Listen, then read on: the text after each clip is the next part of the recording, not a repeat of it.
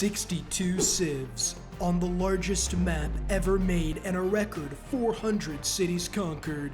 How will I do it? Well, this is Alexander, a raging homosexual whose lust for men is only matched by his lust for combat, and he wants a second chance to conquer the world. But is he prepared for such a challenge after failing the first time? The rules are simple. He'll have only 250 turns to conquer the entire world by any means necessary. Why 250? We'll get into that a little later, but to put that into perspective, I have to conquer hundreds of cities in the time it would take the average player to win a standard game of Civilization 6. How will he deal with such an awful start? Will he be able to break through the Bosphorus bottleneck? And can he beat back the massive coalition late game? Tough times ahead, huh? Want a drink? No, what? I hate alcohol. He's ready. So smash that like button like you were a Greek philosopher who saw a young boy unattended, and let's sit back and watch his journey together. Immediately we are beset with the problem. Where do we settle our capital? Without any rivers, our growth will be limited, but there is something more important than that. Settling our capital north of our start as we secure the most amount of hills, meaning the most potential sources of iron possible. Look at this magnificent city, the start of an empire. So we're sleeping in hammocks. When do we nuke the Chinese? A humble start for Alexander the Unknown, yet we still have a whole world left to conquer. With his two most trusted generals, each on opposite ends of the Nuremberg scale to help him out, he'll be able to confidently brave the unknown. But who would he be dealing with throughout this campaign? Theodora, the stripper turned empress in control of the critical Bosphorus. Matthias in possession of the most powerful city in Europe in Budapest. Faraxis's Roman Julius Caesar in control of the Italian peninsula terrain that will prove particularly challenging to handle. And finally, our biggest problem, the Ottomans residing in Anatolia. But as tough as they seem, in control of Macedon is the warlike Alexander, who could solo all of them while having another wet dream about Bucephalus. How? Well, his 4 unique abilities, like his preferences, are built for constant nuts-to-butts conquest. And with his capital, he controls about 0.01% of the world's landmass. He has a long way to go. But before any sort of conquest can get started, we need an army. And not just any army. The first of Alexander's abilities is the Hypaspist unique unit. We'll get into that later, but for now, there are war preparations that need to be made. The most important thing is to acquire a second city. The reason for that is simple. The more people we can exploit in substandard working conditions, the quicker we can employ the Hypaspist and 2 key supporting civics. But you see, the problem is that the Balkans are in a constant state of dry gunpowder storage maintained daily by Spencer Shea. And so the only area available to settle is Greece, but just as we begin plotting out the settlement... Hey, can you just move your settler? Oh shit! What? I don't have a gun. The Romans are furious that we were born into terrain that they want to conquer and immediately launch themselves against the walls of Dubrovnik. With their relentless assaults against our city that sounds like a railroad magnate in the 1800s, it almost fell. But while it seemed like all hope was lost, the garrisons ride out in a daring counterattack. But despite this battlefield success, the problem still remains that Macedon needs a second settlement. But where do we find one? Down south maybe, but it's already occupied. However, thanks to their crimes of putting milk in before their cereal, no one would complain if we took them as slaves. A simple task. These weak souls wouldn't even fill a lesser soul gem in Skyrim. We'll call it Alexandria. Yes, sir. If you do that, I'll kill you. Despite that success, we now control even less of the world's landmass, as other civs have at least 3 to 4 cities now, and we are beginning to fall behind due to the constant stream of Roman soldiers requiring our attention. All the while, a titan from the east, like Alexander in the men's shower room, was rising. One that we'd need to take care of before the sheer weight of his yields make that task impractical. But with the Romans refusing peace and blocking off all our iron mines, how do we proceed? I don't know about you, but I'd personally pass a glacier-sized kidney before restarting this map for a 3rd time. What? Who told you to return home? The general did. Who? But even with the professional ball miner losing her capital, we are still in no position to fight. However, all that's about to change through our military buildup. Using the iron, we can now build our unique unit, the Hypaspist. With extra combat strength for each adjacent unit, we now only need to research military tradition to unlock said flanking bonus. But most importantly, it's the bonus to attacking cities that will help us out tremendously. While the troops train, we construct a fort to overlook the Seaman Demon's borders, allowing us to construct the unique Basilikoi Paides building to train more troops.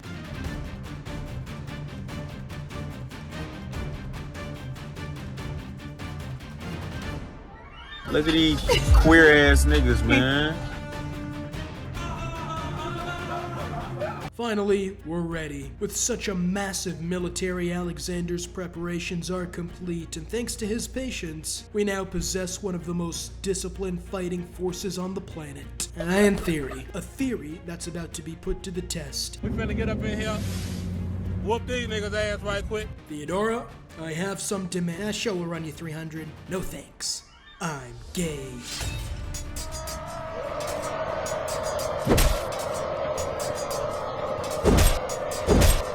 After hitting her primitive warriors harder than crack in a black neighborhood, they reached the gates of her new capital as the Macedonians were met with a unique problem. With her galley, there was no way to surround the city that was rocking an impressive 30 combat strength. He has no navy? Is he stupid? He'll never take the city. When the man in front of you dies, the next one climbs on top of his corpse. After the revolutionary use of the more men than they have bullets strategy, there were more resources at the Macedonians' disposal that they traded away to fund their ever-growing military. With her forces smashed, there was nothing stopping Macedon from taking the rest of Theo's young empire. Holy shit, her forces are smashed! There's nothing stopping us from taking the rest of Theo's young empire. Move, move, move. It was a race to the Iron Curtain, and due to their first mover's advantage, the Macedonians were easily able to secure Bucharest. But Galati was a different story. With both Ottoman and Macedonian forces moving on the city, it was anybody's game. And that game was won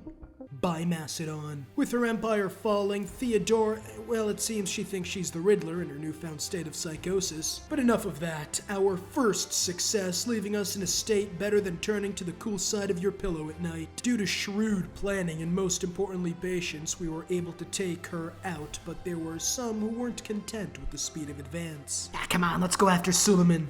No, we have plenty of time. In fact, it may have been time to test out new domination methods, like a diplomatic marriage to someone whose chair could be lit ablaze and I'd still get back up looking like Harvey Dent. A failure on all fronts. But after all of that, the Macedonians still only controlled less than 0.1% of the world's landmass. But there was hope, as a new form of governance may just give them the shot to the arms their troops need. We gave our Hypaspists meth. But what are drugs without drug dealers? And for the Macedonians' classical era army, there was only one that was remaining. Sun Tzu, author of The Art of War that contains many insightful tactics that are still studied intently by modern-day generals and Hearts of Iron 4 players alike. But for Macedon, there were more pressing things to worry about. I guess people really like Theodora. Hey, wait a minute. Suleiman, you literally took Istanbul. Make sure to deceive the enemy, you say. Oh my god, that's brilliant. Why didn't I think it? You want to fight? Oh no, I'd never beat you. Cool. Let's go east and kill all those Armenians that don't exist but deserve it. Due to the anger he felt at losing Sun Tzu, his Pookie Bear, a few turns later, Alexander launched his invasion of Anatolia. But the problem is the Bosphorus choke point. If they fortify the city, which they will with Sun Tzu, his Pookie Bear, at the helm, then it will prove a fortress untakeable and ruin the challenge. Suleiman knows that and his troops holding the line, so how do we deal with them? By using our ranged archers, of course, right on top of the nearby hills with perfect sight of the flat kill zone outside Istanbul, which was taken shortly thereafter. Forced into a retreating action back to their capital, you would think the rest of their empire would collapse like slave owners in 1865. But no, not with that giant natural wonder blocking off their administrative capital. But there is one way they could take it. By pincering the capital from two sides, they could flank and destroy, but in order to do that, they would have to take Bodrum Bodrum. And with no walls, the Schlieffen plan would surely be a piece of cake. And it was as they began assaulting the cell. Oh my god, walls showed up out of nowhere. We were deceived. Run! With this disaster at Bodrum, peace was forcibly established as there was no way their army had the numbers or strength to assault such a fortress. And with that, the Macedonians were stuck. Only controlling about 0.2% of the world's landmass, they were facing the wall known as Suleiman the Magnificent, with his massive technological prowess. In order to take down this titan, the Macedonians need advancements of their own. But in the meantime, we're introduced to the third of their unique abilities. Another unique unit even more powerful than the Hypaspist, the Hittyroi, a strong cavalry unit with a free promotion and great general farming ability. But they can't be used against Suleiman due to the peace deal, so the only logical move was to test them in the opposite direction. The Macedonians decided to split their forces in two, with one army, the second army, moving to besiege Budapest. The issue was the lowland plains around the city combined with strong siege units on defensible terrain that left our troops sitting ducks. And that is where the Hittyroi come in. These heavy shock cavalry take catapults back out to the woodshed every day of the week, holding the line long enough for the Hypaspists to breach the walls as Budapest is secured. A massive city that increases the yields for new advancements substantially, giving Macedon the ability to improve their heavy infantry. But the real battle was about to get started to the south of Anatolia. Climb on top of corpses again? No. I have a plan. With advanced weaponry, Suleiman the Great's army is only pretty good. However, the fortress of Bodrum is still near impenetrable even with men-at-arms. So how do we scale the walls? By cycling out units that need promoting to take time to heal and allow fresh bodies to deal full damage and gain experience. A benefit that will prove instrumental to the first army later on. God, that was brilliant, sir. Thank you. And your junk is so big, of course. My Pookie Bear. But as the glazing reached refluxical levels, the Hungarians to the north were on the move as they amassed the rest of their armies in an effort to take back the jewel of the Danube. But before that, the Macedonians were advancing on the beast known as Ankara, stronghold of Suleiman the All-Right, who's gripping onto his capital like a retarded kid when you try to take away his Legos. The siege was a slugfest, with neither side ceding ground. The Macedonians and their advanced armies found it difficult to deal with Ankara's massive strength. And to make matters worse, the Ottomans copied our tactics. Actually, I got that from Poland. But with everyone on the verge of exhaustion, we need all our units for a final assault. If we lose one, then the siege is over for the second time in 20 turns. And so, there's only one option. She thinks Drake won the beef. 13-2. Right there, near Ankara. And with that minor sacrifice, Suleiman the not very good lost his last stronghold. However, this near disaster proved to Macedon that they probably need to upgrade their weaponry, and not just by making stronger steel. But would they have the resources to carry out such reforms? For now, the troop quality proved adequate in Europe, where the Second Battle of Hungary was trivial due to Matthias overlooking one simple factor. Open plains, district defenses, single file advance. The guards at Auschwitz had a more difficult time. And with both armies sapped of their strength, we take the remaining settlements without much of a fight. The Macedonian Empire has come far, stretching from the entirety of the Balkans all the way into the plurality of Anatolia. This speed of advance was unprecedented, as they now control 3.5% of the world's landmass. But Alexander, wasn't as happy as you would think. Let's leave Hungary and Suleiman. They pose no threat to us. I need it! The niter, that is. We have almost none. Go get him, General. Come here, China! The Macedonians were in a bit of a predicament as their steel was turning more obsolete by the turn. But with no gunpowder, they couldn't afford to upgrade their outdated army, and so, at the massive risk of getting bombed from the skies, they invade the one area of the map where niter is said to be plentiful. The Babylonian forces were caught more unprepared than the natives when Columbus gave them his blanket thanks to their new generals' forced march tactics. However, the city of Mosul is much better defended and possesses the niter they so desperately need. Up near the Alps of Italy, the general ran into a different problem, one that would haunt the Macedonians for years to come. The last bastion of Hungary in northern Italy is a perfect choke point, and just trying to position their forces would cost the Second Army dearly. Why do I hear boss music? With the full heal from the Terracotta Army, Macedon moves in on Hungary and Mosul. While their ranged defenses were formidable, with the extra strength and heal, we were able to conquer the last remnants of both civilizations, securing their long-sought-after niter. Down, dog, we have the niter! But this war was far from over. The Peninsular Campaign still had one civilization in the way, an old enemy led by Caesar, and with Italy's rugged terrain, this was looking to be a slog. But the real threat came from the deserts of Arabia, where they led the world in technological development. How would Alexander deal with the fact that every advantage he had from the start was about to be flipped against him? While we wait for the gold to upgrade our forces, we decide to secure the eastern Mediterranean ports against Dido.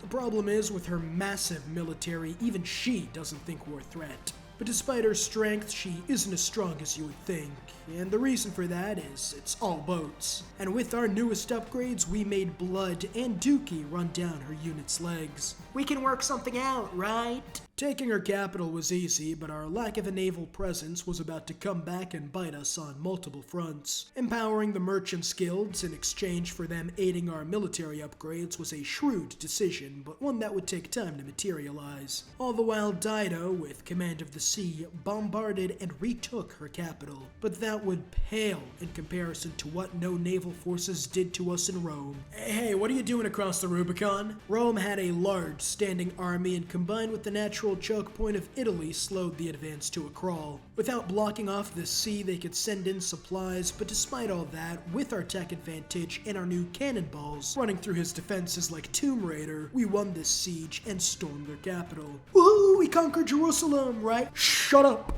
Carthage is stealing your mother and there's nothing we can do about it. Eventually, with no way of resupplying her troops being banished to the south of Arabia, Macedon is able to stabilize the situation, but one thing was certain: Macedon needed a navy. The source of all the problems that slowed down the Macedonians considerably and wasted time. Time Saladin was using to surpass the Macedonians in technology. With muskets of his own, he fielded parity with the Macedonian Empire, which spurred Alexander to attack now before he gets smart to our plans. Because if he fortifies and locks us off Africa, Asia, and thus our plans for world domination, well, we can't have that now, can we? But with another forced march, the quick speed of the Macedonians caught Arabia by surprise as the Persian Gulf was taken before he could muster a response. With such a success, there were no celebrations to come, as the offensives had stalled, and now Macedon had to trek across the scorching Arabian desert to fight an army similar or even stronger than their own. Meanwhile, on the European front, peace was forcefully established as there was no way to continue on land. With massive successes in Rome, Arabia, the Balkans, and Anatolia, their leader could finally claim the title of Alexander the All-Right, taking about 2% of the Earth's total landmass. And one thing was for certain: the land army had taken them far, but it was as far as it could take them. But to ensure we can speed up our conquests, we first have to deal with Arabia to build a navy on the other side of the Suez. But with open terrain and parity in tech, they had the advantage when you factor in stronger walls on their defensive. This turn of events led to our troops taking heavy losses, and many others were left on the verge of routing. So how did we overcome such odds? With superior tactics, flanking other units under the leadership of our great general finally taking the city of Baryta, giving us an axis to attack all three of the remaining cities. But which one would the Macedonian Empire strike first? I wonder what the general has planned for us now that we're finally at peace. Yeah, haven't had a break in thousands of years. Can't wait to go home and fuck your wife. Move, move, move! We're crossing those mountains by tonight! In a reverse Hannibal maneuver, the Second Army crosses the Alps to deal with the Gallic Empire, leaving Caesar's realm until a navy was constructed. But this was going to be a monumental undertaking. At war with half the world in the first coalition, to make matters worse, the rugged terrain caused heavy casualties, and just as it looked like they would suffer the same fate as that previous general, our fourth and most important ability came into play. Whenever you take a city that possesses versus a world wonder like Jebel Barka, for instance. All units around the world restore their health completely, and with that, Lyon was surrounded by fresh forces, but now the real challenge has begun. Could Macedon take Lyon as a bridgehead before attrition took root? The siege was grueling against so many units and defenses, and at the risk of losing, there was only one thing to do: the nuclear option. Good news, slaves, you're free now. I can finally see my kids again. Here, take these horses and ride that away. Take whatever supplies you come across, even if you have to shank a few locals on the way.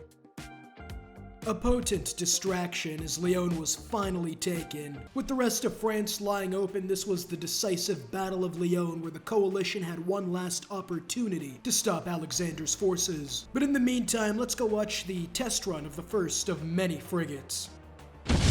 Oh yeah, this'll work. With the rest of the navy finished construction, it was time for the Arabian front to be mopped up. The capital was easy to take as we advanced on Carthage's Red Sea ports, but after making peace with Saladin, we gave him back the Suez city. Well, despite this contradiction, this would prove imperative to taking Europe later. With the navy built, they moved to secure the Suez from the nation of Egypt, but while they positioned their forces, the Battle of Lyon was currently raging, and a brutal one at that. Thanks to fortifications and making peace with Spain, this battle was won shortly after as a new opportunity arose. If we take Toulouse, we wouldn't need to worry about a southern front, allowing us to focus the bulk of our military on sweeping through the plains of France. But with such a massive undertaking in what might as well be a fortress, we can't afford to get bogged down. So new line tactics and bright-colored uniforms were distributed. Toulouse didn't stand a chance, and we didn't even have to climb on top of corpses to do it. And with all of that, our fleet was finally ready for its first official run. In position to wipe out 3 peninsulas at the same time, the Navy doesn't waste any time and moves in on the second and final Punic War. But without control of the Mediterranean islands, the Romans could fire upon us with impunity and limit our movements. And we can't even expect support from the south, where the war to finish off Saladin has begun. The first city falls quickly, but forces have to be split up immediately thereafter, sending one along with a frigate to take the Bab el-Mandab and the other to resecure the Jebel Barka to assist the European front, as they reheal and re-advance on the rest of France. With their defenses and proximity of Paris to German reinforcements, this stretch of land will surely inflict immense casualties. But soon enough, they would have support from the sea, as the Navy had taken Sicily thanks to superior firepower. Support from reinforcements theoretically flooding into Europe thanks to the retaking of Jebel Barka, despite not knowing whether a double jeopardy could occur. I'm not going to question that, as this all leads to the taking of Nantes before disaster strikes. With such a large disparity in numbers and now a debuff to combat strength, new troops had to be recruited quickly. In total, we would need an army to advance through Europe while the second army pushes through Spain and a fourth to attack across the Silk Road. You know, maybe we should be cautious and make peace. No.